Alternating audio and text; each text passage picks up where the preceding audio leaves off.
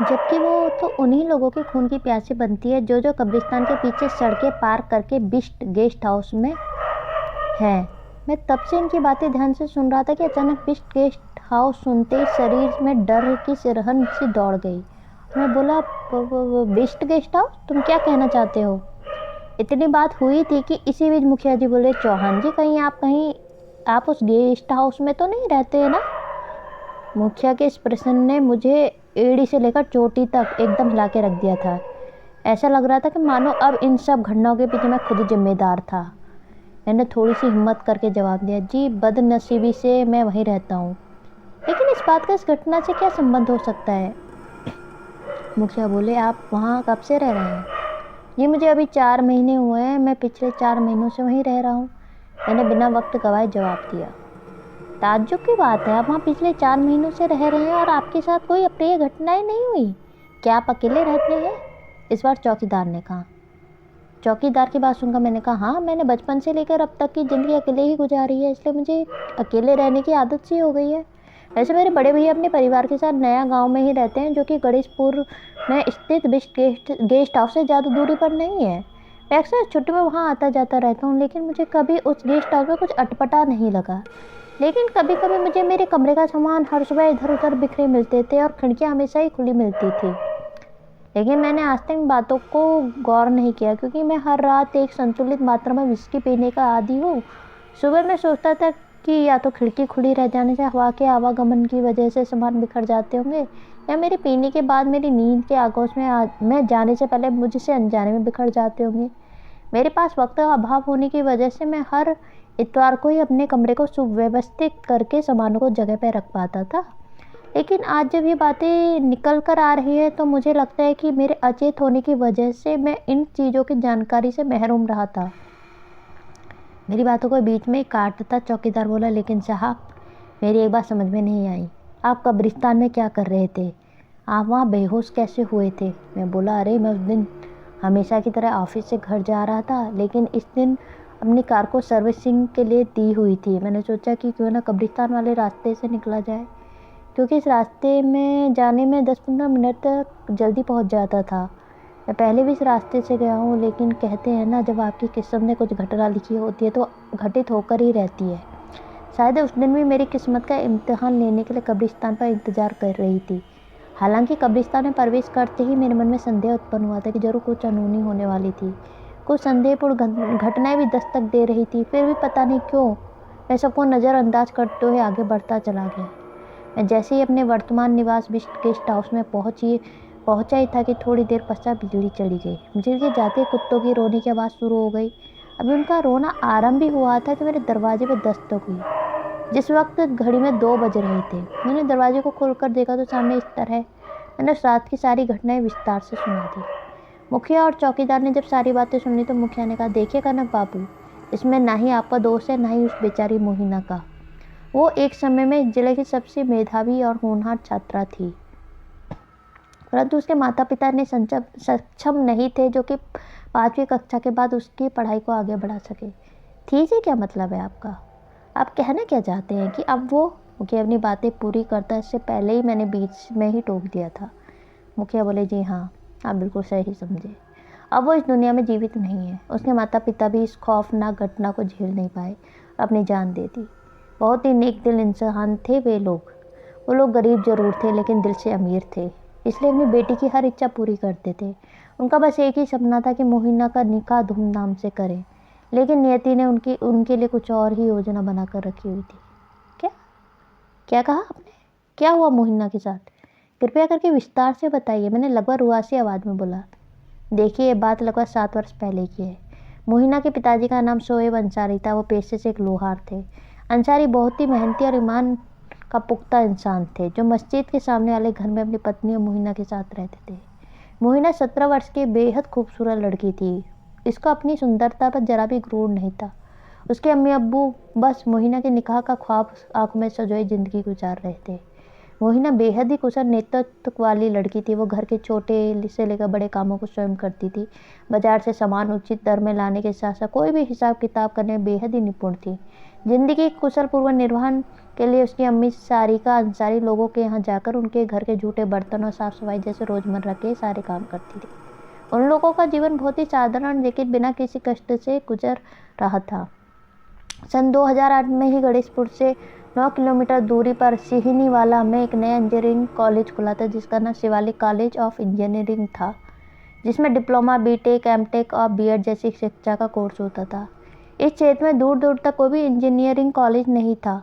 इस कॉलेज में पढ़ाई अव्वल दर्जे की होती थी। लगातार 4 सालों में इस कॉलेज ने 100% का प्लेसमेंट करके नया कीर्तिमान रच दिया था। इस कॉलेज का इतना महत्व बढ़ गया कि लोग बहुत दूर दूर से इस कॉलेज में दाखिला लेने के लिए आने लगे। स्थानीय लोगों ने इस मौके को भुनाने में कसर नहीं छोड़ी और उन्होंने यहाँ फटाफट घर बनाकर विद्यार्थियों के किराए पर रहने के लिए आवंटित कर दिए। हमारे गांव की एक धनाढ्य व्यक्ति जिनका नाम अमन अग्रवाल था, वे नया गांव के पंजाब नेशनल बैंक में मैनेजर के पद पर कार्यरत थे। उन्होंने कब्रिस्तान के समीप एक ज़मीन का टुकड़ा बेहद कम दर में ले लिया। अतिरिक्त आमदनी आज की दुनिया में किसी अच्छी नहीं लगती। इस मकसद से ज़मीन लेने के 6 माह के अंदर ही उन्होंने एक गेस्ट हाउस बनवा दिया। गेस्ट हाउस बनाने की जल्दबाजी से कई ज़्यादा बेचैनी इंजीनियरिंग कॉलेज में पढ़ने आए विद्यार्थियों को थी, क्योंकि जब गेस्ट हाउस का निर्माण का काम आखिरी चरण में था तभी 2 विद्यार्थी जो कि पड़ोसी राज्य से आए थे, वे निश्चित समय से पहले ही 3000 रुपये में इस गेस्ट हाउस में रहने के लिए आ गए। विद्यार्थी का नाम दीपक कबसूरी तथा लखविंदर सिंह था। दीपक कबसूरी शिवालिक कॉलेज ऑफ इंजीनियरिंग में सिविल से डिप्लोमा करने आया था। दूसरा विद्यार्थी लखविंदर सिंह उसी कॉलेज में बीटेक मैकेनिकल इंजीनियरिंग में प्रवेश लिया था। कॉलेज में अभी मुश्किल से 2 सेमेस्टर ही ख़त्म कर पाए थे कि वे नशे और अय्याशी में गिरफ्त हो चुके थे पूरी तरह। अपने साथ साथ बहुत सारे विद्यार्थियों को इसका आदी बना चुके थे। क्लास बंक करके इधर उधर तफरी करना और दोस्तों के साथ कॉलेज के पीछे नदी के किनारे तो कभी बिस्ट गेस्ट हाउस में मटर गश्ती करते रहते थे। अल्प उपस्थिति के कारण कॉलेज से नोटिस में इनको भेजा जा चुका था, परंतु वे नशे के ऐसे अभ्यस्त हो चुके थे कि उनको इस बात का कोई असर नहीं हुआ। इसके पीछे एक गंभीर कारण उनके माता पिता द्वारा भेजी गई आवश्यकता से अधिक धनराशि भी थी। मोहिना की माता भी बिस्ट गेस्ट हाउस में झाड़ू लगाने और झूठे बर्तन साफ करने जाती थी। सुबह पुराने लोगों के काम करने जाने के कारण उसके पास वक्त की कमी होती थी, इसलिए मोहिना की मां बिस्ट गेस्ट हाउस में अक्सर रात के 8:45 बजे के लगभग जाया करती थी और फटाफट 9:15 तक काम निपटा कर वो घर के लिए निकल जाया करती थी। वक्त की बिल्कुल ही पाबंद थी। 9:30 तक वो घर पहुंच जाया करती थी। उसके दिन भर की थकान उसकी बेटी मोहिना के हाथों की नर्म फुलके खाकर छू मंतर हो जाती थी। इस तरह मोहिना का परिवार मेहनत करते हुए सुखमय जिंदगी की गाड़ी आगे बढ़ रही थी। एक दिन दुर्भाग्यवश मोहिना की माता बिस्ट गेस्ट हाउस से वापस आ रही थी। मस्जिद से सड़क के दूसरे छोर पर अपने घर की तरफ जाने के लिए सड़क पार कर रही थी कि अचानक तेज गति से आती हुई मोटरसाइकिल उनसे टकरा गई। मोहिना की माता या अल्लाह करके सड़क पर गिर पड़ी। मोहिना की माता का सिर खून से लथपथ हो गया था। यह देखकर मोटरसाइकिल पर सवार युवकों ने आनन फानन में आप देखा न था और ये फटाफट अपनी मोटरसाइकिल उठाकर 9-11 हो गए। घड़ी में रात्रि के 9:30 बजे का वक्त हो रहा था। मोहिना की माँ की अवस्था और कराने की आवाज़ सुनकर लोहार, शोएब अंसारी और इस गांव के कुछ स्थानीय लोग मोहिना की अम्मी को फटाफट अस्पताल ले गए। बाइक की जोरदार टक्कर मोहिना की अम्मी के पाई टांग पर होने लगने की वजह से डॉक्टर ने प्लास्टर चढ़ाया था। सिर पर पट्टी, आवश्यक उपचार होने के बाद डॉक्टर ने घर जाकर 3 हफ्ते आराम करने की सलाह दी। 3 हफ्ते बाद दोबारा अस्पताल लाकर प्लास्टर कटवाना होगा।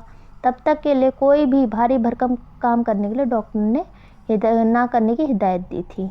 मोहिना की अम्मी को अभी घर आए हुए मुश्किल से 4 दिन ही हुए थे कि लोगों ने दैनिक आवश्यक कार्य जो मोहिना की अम्मी घर पर जाकर करती थी उन लोगों ने परेशान करना शुरू कर दिया।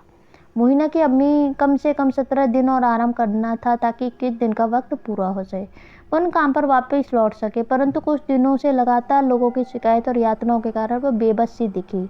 फिर एक दिन मोहिना ने जिद की कि अम्मी, जब तक आप सही नहीं हो जाते तब तक कुछ दिनों के लिए अपनी अम्मी की जगह वो काम करने जाएगी। वैसे भी अब कुछ दिनों की तो बात है, जब आप सही हो जाओगे तो फिर आप चली जाना। उसकी अम्मी ने बहुत मना किया, परंतु अपनी लाचारी और हालात की बेबसी के कारण उसने हामी भर दी। मोहिना की अम्मी ने उसे सभी घर की जानकारी दे दी और मोहिना खुशी खुशी ये काम करने लगी। पहले 2-3 दिन एक ताल बैठाने में दिक्कत हुई, फिर वह अभ्यस्त हो गई। मोहिना की अम्मी का दुर्घटना हुए 14 दिन हो गए थे। उसके प्लास्टर करने में मात्र 7 दिन शेष रह गए थे। बात 12 जनवरी 2018 की रात 9 बजे की रात है। उस दिन सुबह से ही लगातार बारिश हो रही थी। इस बारिश की वजह से मानो रात भी इतनी ठंडी हो चुकी थी, सड़क पर आवारा कुत्ते भी नहीं दिख रहे थे। गहन अंधेरे के साथ साथ चारों तरफ दूर दूर तक एकदम सन्नाटा पसरा हुआ था। उस बारिश की वजह से ठिठुरन बढ़ गई थी। हवा में भी अलग सा एक खालीपन था जो इस रात किसी अनहोनी की आशंका को सूचित करने की कोशिश कर रहा था।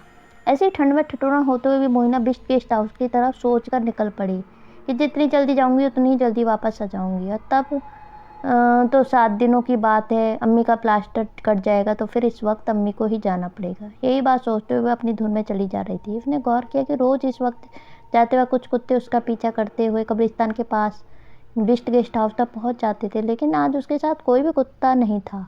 उसने इसकी सबकी बड़ी वजह इस बारिश वाली ठिठुरन बड़ी भरी ठंड को ही समझा। अभी वो आधे रास्ते में आई थी कि उसे मन हुआ कि वो वापस चली जाए, क्योंकि आज न जाने रात क्यों ज़्यादा ही भयानक और खौफनाक लग रही थी। परंतु उसके दिल में ख्याल आया कि जब मैं आधे रास्ते तक आ ही चुकी तो क्यों ना फिर काम ख़त्म करके ही वापस जाया जाए। ये सही रहेगा। मैं जल्दी से सारे काम ख़त्म कर लूँगी और निकल जाऊँगी। इतना सोचते हुए कब बिस्ट गेस्ट हाउस पहुँच गई उसे खुद ही पता नहीं लगा। उन्हें जैसे गेस्ट हाउस के अंदर कदम रखा उस एकदम देख के स्तब्ध रह जाती है। वो देखती है कि कमरा बिल्कुल नायाब ढंग से सजा हुआ है और म्यूजिक पूरे वातावरण में उस तीव्रता के साथ गूंज रहा है। वो जैसे ही कमरे के अंदर प्रवेश करती है वो देखकर चौंक जाती है कि कमरे की दीवार पर चारों तरफ गुब्बारों के साथ साथ रंग बिरंगे फीते लटक रहे हैं, दीवार की शोभा बढ़ा रहे थे। सामने मेज पर गहरे भूरे रंग का केक था जो अब बस कटने ही वाला था। तभी मोहिना की नज़र लखविंदर सिंह पर पड़ी, जो दीपक कपसूरी अपने साथ 4 दोस्तों के साथ बियर का लुत्फ ले रहा था। शायद ये लोग इन्हीं के साथ उनके कॉलेज में पढ़ते होंगे। अनुमान लगाकर मोहिना किचन की तरफ बढ़ ही रही थी कि उसमें से एक ने कहा, oh my God, she is so hot यार, हु इज़ शी। मोहिना ने इसकी बातों को सुन जरूर लिया था, लेकिन कम पढ़ी लिखी होने के कारण वो समझ ना सकी। लेकिन उसके इस बात करने के अंदाज से उसने समझने में देर न लगी कि उसने कुछ आपत्तिजनक बातें बोली हैं। उस बात को मोहिना नज़रअंदाज करते हुए किचन की तरफ बढ़ गई थी। उसके इतना कहते ही लखविंदर सिंह बोला, अरे पागल है क्या, ये हमारे काम करने वाली बाई की बेटी है, उनकी तबीयत कुछ ठीक नहीं है, ये तो साफ़ सफाई करने आती है। Oh come on man, I think I am in love with her. ये कहकर वो बंदा मोहिना की तरफ बढ़ गया, जो कि किचन में अभी अभी पहुंची थी।